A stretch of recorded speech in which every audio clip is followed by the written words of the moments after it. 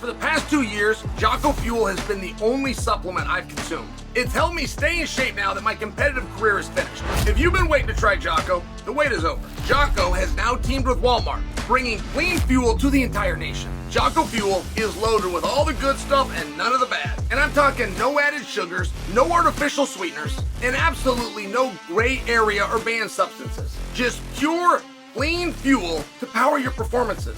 Jocko Fuel is now available in Walmart nationwide. Products available at your local Walmart are Jocko Malt, ready to drink, Jocko Malt powder, and Jocko pre-workout. How convenient. Guys, the time is now. Consider trying some of my favorites like Jocko Go and Jocko Hydrate. You can even do it online. Use code CHAEL30 at JockoFuel.com or just stop by your local Walmart and get your hands on some Jocko ASAP. Don't wait, might not last. Fuel up with Jocko Fuel and crush your goals. Now there's no excuse for not having clean fuel. Guys, I want you to go get Jocko Fuel today at Walmart. Stipe said Jon Jones is a bitch. Now, there's a few things on this. First off, I gotta stand up for Stipe here. Stipe doesn't know. That's a cultural word. Many of you may not know what I'm going to tell you. That is a cultural word. And there are some places where that is one of the great insults. I'll give you an example. But Godfather, Joel, was telling me, he's another one. You cannot call him bitch. Which in somewhat is playful. I'm just referencing for me. I remember the first time I heard it and we didn't know what it was. I even remember him explaining to us that that's a female dog, but the teachers didn't know what to do with it because it was 5 letters. It was one of those things. And I just share with you when Joel had to do his time. It was when he came out that you cannot say that word. It's very different. It is the great word where you must, according to him, I'm repeating here, but you must fight. If you were in the yard and somebody called you must fight. And, DC, hold on, guys. Hold on. We might have something here. DC, what's happening, buddy? I'm actually recording, and I can, of course, delete this, but you are being heard right now. But you don't have to be. I can delete this. No, it's fine. I had a question for you, but I can't share it publicly right now. Oh, all right. Do you want to text? Is it wrestling or fighting? No, it's fighting. It's something else. It's like an opportunity. Oh, wonderful. Okay. I can't step out, but I'll be freer if you want to text now. Okay, don't share it though. You say that's the thing, man. I just don't know, Chael. I'm on your video right now. No, you're on it. You are on it. You are on it right now. But now we've got the audience hooked on a tease. But I won't tell them what the text says. Who's on with you? No, it's just you and me. It's you and me, and I got a microphone. I was actually covering Stipe called Jon Jones a bitch, and I was explaining that's cultural. You can't just call a black man a bitch in some places, and Jon really... And Jon's upset about it. Yeah, that's what I'm saying. It's actually kind of hard to upset Jon, but bitch means something different when Jon hears it. It does. Don't call me that. And then listen, Jon doesn't want to be degraded in any way, and now he told Stipe, let's play, Chimpy. This is a big deal. Yes, it is. It's a big deal. Doesn't it feel good, though? As we enter into this week, it feels more normal that these two are fighting. It doesn't feel like a sideshow anymore. That's right. It feels like the real heavyweight title fight. And you and I know this, but Jon has to get in a certain headspace. And he does come from a place of being victimized or angry. He just got himself there. He got him. So he wanted that. He wanted Stipe gave it to him. Stipe gave him exactly what he neneeded. Yep. Call me when you're done. See you, buddy. Done, champ. See you, buddy. Bye-bye. Thank you. All right. That was very interesting. And I actually appreciate that I had a black man to discuss it, because when I say black man, everybody gets a little bit uncomfortable, right? It's relevant. You can't call... Stipe didn't know this. He did not know this. And if you watch the video where Stipe's never said anything like this, right? Stipe is the greatest guy. Everybody loves Stipe. But that includes Jon. There's no way that Jon is legitimately mad at Stipe. You can't be mad at him. He saves people from fires, right? You can't. He is a superhero.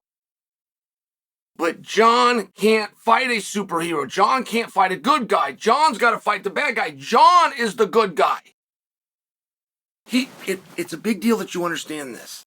But Jon has to understand it. He's got to believe it. Stipe gave him nothing. Stipe handed it to him. Now, I just want to tell you the story. Believe it or not, I have not got to the point. The point is, Jon said, you didn't have to do that. And you shouldn't have done that. Stipe apologized.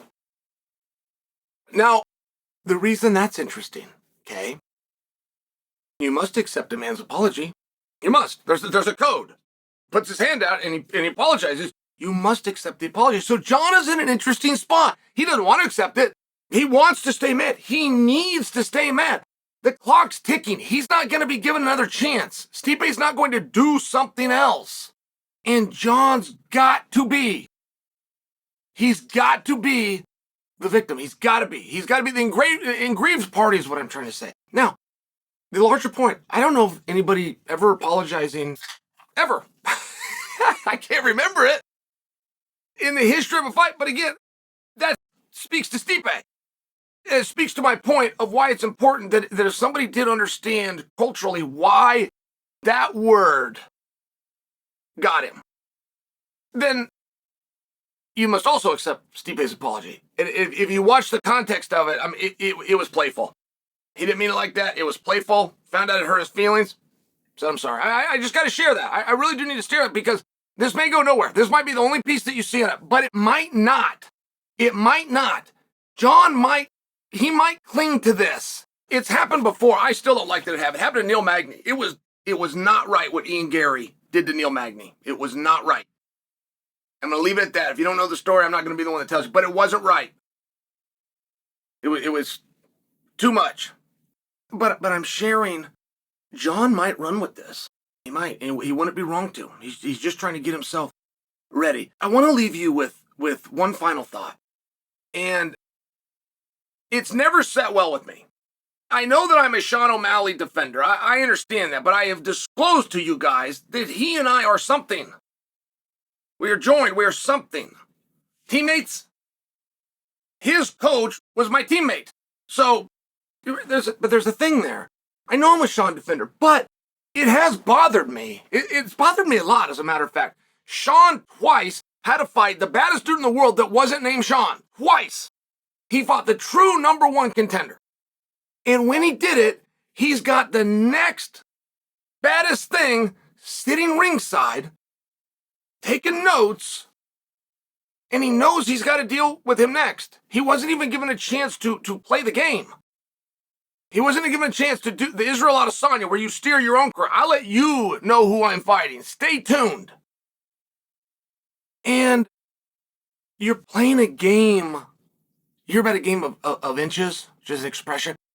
You're playing a game of millimeters. And I would say something smaller if there was something smaller on the ruler. But it is. You gotta be this much better than the guy. It's a race. Right? You can beat him by a nose. And for Sean O'Malley to have to walk into that environment and deal with two guys at once. And he not only had to do this once, he had to do this twice. Then he loses a fight that was very close, guys. You really, if you do go back and rewatch that, and you watch it without sound, you might come to a different opinion. I'm not crying foul ball to Merab. Merab won. I'm just sharing with you, it's closer than what was commentated to you.